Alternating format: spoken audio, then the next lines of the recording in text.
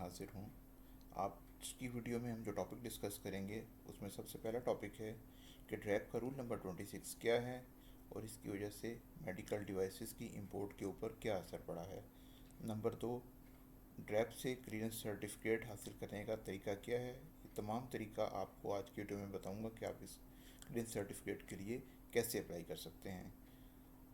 آپ کو clearance certificate کے لیے اپلائی کرتے وقت کن کن ڈاکومنٹس کی ضرورت پڑے گی، ان تمام ڈاکومنٹس کے بارے میں بھی ڈیٹیل سے آپ کو اس ویڈیو میں بتاؤں گا۔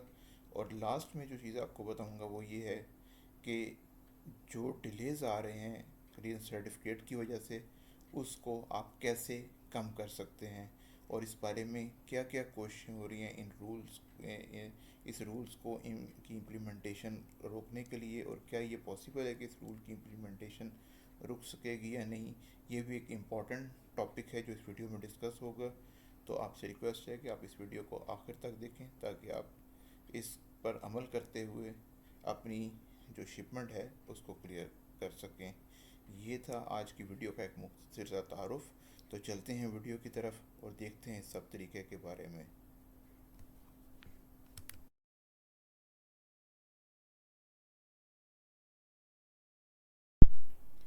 آپ کے سامنے اسکرین پر اس وقت میں نے DRAP roll number 26 as it is reproduce کر دیا ہے۔ آپ اس کو اسٹڈی کر سکتے ہیں، لیکن میں اس کے مین امپورٹنٹ پوائنٹس جو ہیں وہ ڈسکس کرتا ہوں آپ کے ساتھ۔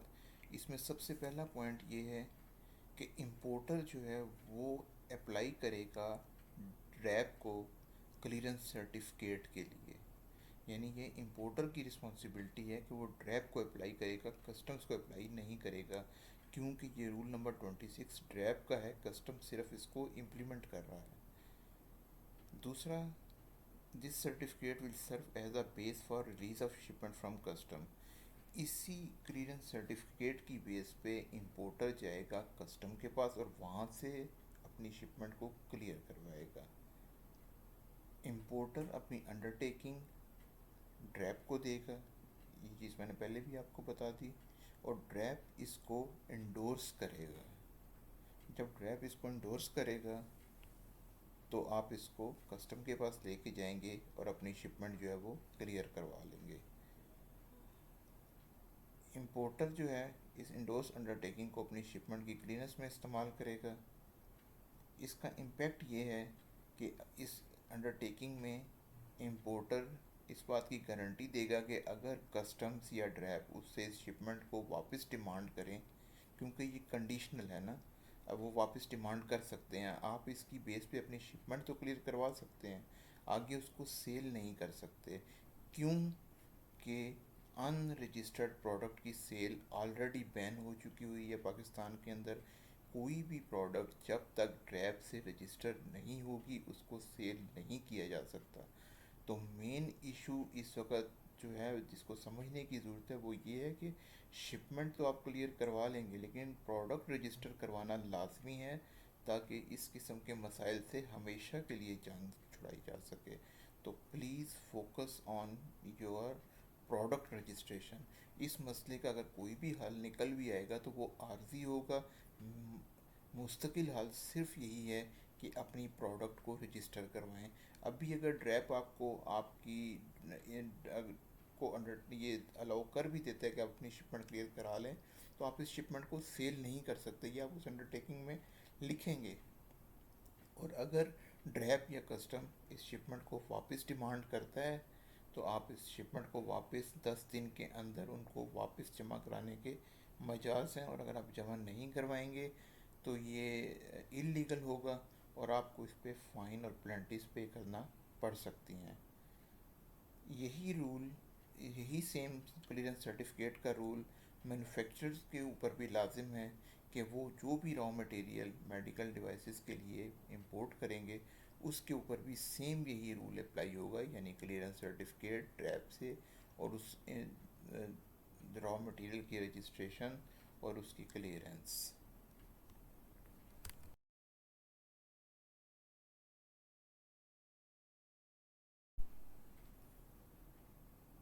اس کلیئرنس کو اپلائی کرنے کے لیے آپ کو کن ڈاکومنٹس کی ضرورت ہوتی ہے، یہ اسکرین پر لسٹ آپ کے سامنے موجود ہے۔ سب سے پہلا جو ڈاکومنٹ ہے وہ ہے ایئر وے بل اور bill of leading. Air way بل اگر آپ شپمنٹ بائی ایئر منگوا رہے ہیں تو ایئر وے بل، اور اگر آپ شپمنٹ بائی سی منگوا رہے ہیں تو بل آف لینڈنگ یعنی BL. یہ آپ کو آپ کے کلیئرنس ایجنٹ سے ملے گا. سیکنڈ جو ڈاکومنٹ ہے وہ ہے کمرشل انوائس. کمرشل انوائس آپ کو مینوفیکچرر سے ملے گی جو کہ شپمنٹ کے ساتھ موو ہونی ہے. تھرڈ ہے پیکنگ لسٹ، یہ بھی آپ کو مینوفیکچرر سے ملے گی. فورتھ ڈاکومنٹ ہے سرٹیفکیٹ آف کنفرمیشن اور سرٹیفکیٹ آف انالیسس. یہ بھی ہر شپمنٹ کے ساتھ لازمی ہوتا ہے، اور جو بھی اس کا آپ کا شپمنٹ کا مینوفیکچر ہے اس کا کام ہے کہ شپمنٹ ہینڈ اوور کرتے ہوئے آپ کو سرٹیفکیٹ آف انالیسس بھی دے گا، جو کہ آپ اپنے پاس ریکارڈ میں بھی رکھیں گے اور شپمنٹ کے ساتھ ہی اس کو موو کریں گے. Number 5 establishment licence. Establishment licence یعنی licence to import medical devices, یہ بھی لازمی ہے. اس کے بغیر آپ میڈیکل ڈیوائس امپورٹ نہیں کر سکتے. Number 6 registration letter of product. میں نے آپ کو بتایا تھا کہ ان رجسٹرڈ پروڈکٹ ٹوٹلی بین ہے سیل کرنا. اس وقت اس بات کو سمجھیں. اور یہ جو ڈریپ کا رول ہے یہ رجسٹرڈ پروڈکٹ کے لیے ہے کہ رجسٹرڈ پروڈکٹ بھی آپ ایسے نہیں سیل کر سکتے. جب بھی آپ کوئی بھی شپمنٹ منگوائیں گے تو آپ اس کا سرٹیفکیٹ آف کلیئرنس اپلائی کریں گے اور وہ حاصل کریں گے، تب آپ شپمنٹ سیل کر سکتے ہیں. تو اس کو حاصل کرنے کے لیے پروڈکٹ کا رجسٹر ہونا بھی ضروری ہے، یا ایٹ لیسٹ آپ نے اس پروڈکٹ کو اپلائی کیا ہو، تو تب بھی آپ اس کیس کو فائٹ کر سکتے ہیں کہ بھئی میں نے پروڈکٹ کے لیے رجسٹریشن کے لیے اپلائی کیا ہوا ہے، ڈریپ اس کو جو ہے وہ نہیں کر رہا، تو برائے مہربانی مجھے ٹیمپریری ریلیف دیا جائے. لیکن یہ ریلیف بھی صرف شپمنٹ کلیئرنس کی حد تک ہے. آپ شپمنٹ کو سیل نہیں کر سکتے جب تک آپ کے پاس پروڈکٹ رجسٹریشن نہیں ہے. اس کے بعد ₹100 کے اسٹامپ پیپر کے اوپر آپ ایک انڈر ٹیکنگ لگائیں گے، جس میں آپ یہ اقرار کریں گے کہ بھئی میں اس شپمنٹ کو کلیئر کرا رہا ہوں، لیکن میں اس شپمنٹ کو سیل نہیں کروں گا جب تک کہ مجھے جو ہے وہ یہ شپمنٹ میری جو ہے وہ رجسٹر نہیں ہو جاتی. ہاں جب آپ کی پروڈکٹ رجسٹر ہے تو تب آپ یہ شپمنٹ کلیئر کرانے کے بعد اس کو سیل آؤٹ کر سکتے ہیں، لیکن انڈر ٹیکنگ اس کیس میں بھی دینا لازمی ہے. اس کے بعد copy of paid challan. Us clearance certificate کو حاصل کرنے کے لیے جو ڈریپ نے فیس مقرر کی ہے اس کا پیڈ چالان جو آپ نے جنریٹ کرنا ہے. اس کے علاوہ کوئی بھی اور ڈاکومنٹ جو ڈریپ مانگے گا اس سارے پروسیس کے دوران آپ سے، کیونکہ یہ سارا پروسیس آن لائن ہوگا، جو بھی ڈریپ کی طرف سے ڈاکومنٹ ڈیمانڈ کیا جائے گا وہ آپ نے پروڈیوس کرنا ہوگا. آپ نے ان تمام فائلز کو اپنے پاس PDF بنانا ہے اور اپنے سسٹم پہ سیو کر دینا ہے. اگر کسی فائل کا سائز جو ہے وہ 1 MB سے زیادہ ہے تو کوشش کریں کہ اس کو کمپریس کر کے 1 MB سے کم پہ لے کے آئیں تاکہ آپ اس کو پراپرلی جو ہے وہ اٹیچ کر سکیں. پروسیجر ٹو اپلائی یعنی اپلائی کرنے کا طریقہ. اپلیکنٹ یعنی کہ امپورٹر جو ہے میڈیکل ڈیوائسز کا، وہ اس کو آن لائن اپلائی کرے گا. آن لائن اپلائی کرنے کے لیے ڈریپ نے ایک پورٹل بنایا ہوا ہے جس کے اوپر آپ اپلائی کریں گے. لیکن سب سے پہلا جو سٹیپ ہے اپلائی کرنے سے بھی پہلے، ایک تو یہ کہ آپ اس کے اوپر اپنا پورٹل بنائیں گے، جو لازمی بات ہے کہ پہلے سے بنا ہوا ہوگا. اگر آپ نے لائسنس لیا ہے تو اس ٹائم بھی یہ چاہیے ہوتا ہے، اور اگر آپ نے جب پروڈکٹ رجسٹریشن کے لیے بھی اپلائی کیا تو تب بھی آپ کے پاس ایک پورٹل کے تھرو اپلائی کیا ہے تو آپ کے پاس وہ موجود ہوگا. تو بہت کم چانس ہے کہ کوئی بھی بندہ جو اس لیول پہ آ رہا ہے اس کے پاس پورٹل نہ ہو. آپ اپنے پورٹل کے اوپر اپلائی کریں گے. سب سے پہلے آپ چالان جنریٹ کریں گے. اس چالان کو جنریٹ کرنے کا طریقہ کیا ہے، ٹریپ کی سائٹ کے اوپر ویڈیو موجود ہے جس میں یہ طریقہ بتایا گیا ہے. اس طریقے پہ عمل کرتے ہوئے آپ اپنا چالان جنریٹ کر لیں گے. اس چالان کی آپ پیمنٹ کریں، آف لائن کریں یا آن لائن. جب وہ آپ جو ہے وہ پیمنٹ کر دیں گے اور یہ چالان آپ کے لیے اویلیبل ہو جائے گا، اس کے بعد آپ نے فارم 11 جو ہے ڈریپ کا وہ آپ نے فل کرنا ہے. لیکن یہ فارم آپ نے جو ہے مینول جو ہے وہ فل نہیں کرنا، بلکہ یہ آپ نے آن لائن فل کرنا ہے. آپ کے سامنے اس طرح کا ٹیب ہوگا جس پہ کمرشل امپورٹ ایکسپورٹ لکھا ہوگا. اس میں اسیس سروس آپ کے سامنے آ رہا ہے. آپ اس کو کلک کریں گے تو آپ وہاں اس پورٹل میں لاگ ان ہو جائیں گے. لاگ ان ہونے کے بعد آپ کے سامنے اس طرح کا پورٹل جو ہے وہ स्क्रीन पे विजिबल हो जाएगा। लेफ़्ट साइड के ऊपर आप देखेंगे डैशबोर्ड, और डैशबोर्ड के नीचे आपको मुख्तलिफ ऑप्शंस जो हैं वो नज़र आ रहे होंगे।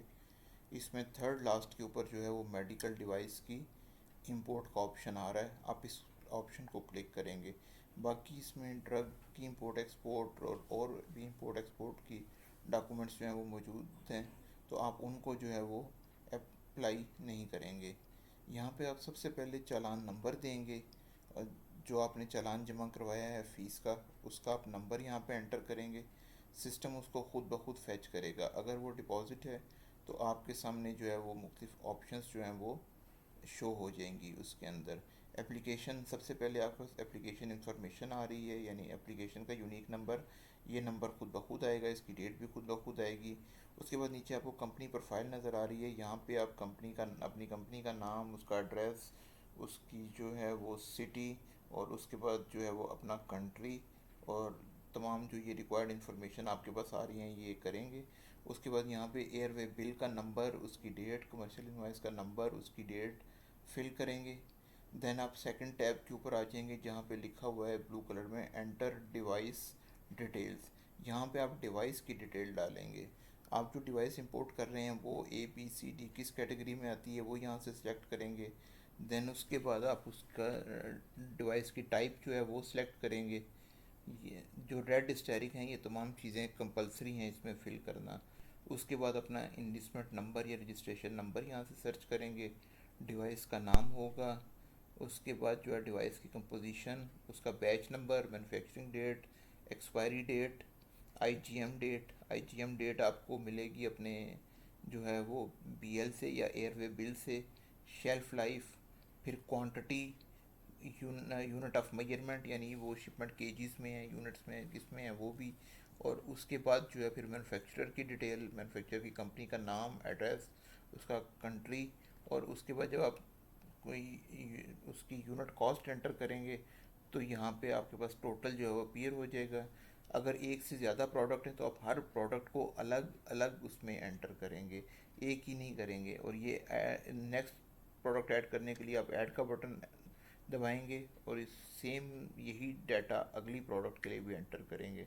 जो डाटा आप एंटर करेंगे, जहाँ मैं सर्कल कर रहा हूँ इस जगह पे ये डाटा जो है वो आपके पास नीचे रो वाइज अपीयर होना शुरू हो जाएगा, यानी प्रोडक्ट नंबर 1, देन उसके बाद नीचे प्रोडक्ट नंबर 2, फिर प्रोडक्ट नंबर 3, फिर प्रोडक्ट नंबर 4, 5, इस तरह जितनी भी प्रोडक्ट्स आप एंटर करेंगे वो यहाँ पे हो जाएंगी। उसके बाद ये नीचे अटैचमेंट्स हैं। ये अटैचमेंट्स की इनमें क्या क्या चीज़ें अटैच करनी है वो मैंने आपको पहले बताई हैं। सबसे पहले आप BL अटैच करेंगे, फिर ये बाकी जितने भी डॉक्यूमेंट्स मैंने बताए हैं ये सब आप अटैच करेंगे। जो डॉक्यूमेंट डिमांड बाद में किया जाएगा वो अदर में आएगा। ये जो आपके पास जो सर्टिफिकेशन का है इसको आप राइट क्लिक करेंगे। अगर आप एप्लीकेशन में आप कोई चेंज करना चाहते हैं या इसको टेम्परेरी सेव करना चाहते हैं तो वो भी कर सकते हैं, नहीं तो आप इसको सबमिट के बटन पे जाके जो है वो सबमिट कर देंगे। जब आप इसको सबमिट कर देंगे तो ये मुकम्मल तौर पे जो है वो फिर उसके बाद ड्रैप के पोर्टल में चली जाएगी। वीडियो का सबसे लास्ट और इम्पॉर्टेंट टॉपिक अब हम डिस्कस करने लगे हैं। इसमें सबसे पहला पॉइंट है वो ये है कि कस्टम्स से इस मामले के ऊपर किसी किस्म की भी रिलीफ जो है वो आप उसकी जो है एक्सपेक्टेशन ना रखें, क्योंकि ड्रैप, ये मामला जो है वो ड्रैप की तरफ से है। कस्टम्स की तरफ से सिर्फ इसकी इन्फोर्समेंट आ रही है। ड्रैप के रूल्स में ये चीज़ 2022 से मौजूद है और इसके ऊपर इतनी ज़्यादा सख्ती नहीं की जा रही थी इस मामले में, क्योंकि ज़ाहिर प्रोडक्ट्स रजिस्टर नहीं थी।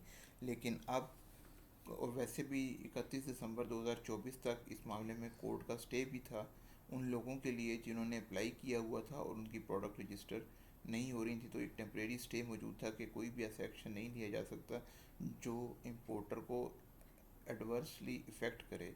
तो इसकी वजह से उस मसले, इन चीज़ों के ऊपर इतनी ज़्यादा इम्प्लीमेंटेशन नहीं थी, लेकिन अब ये इम्प्लीमेंटेशन स्टार्ट हो गई है। और क्योंकि ये ड्रैप की तरफ से स्टार्ट हुई है और ड्रैप की तरफ से वाज़े तौर पर ये बता दिया गया है कि कोई भी प्रोडक्ट अनरजिस्टर्ड सेल नहीं हो सकती।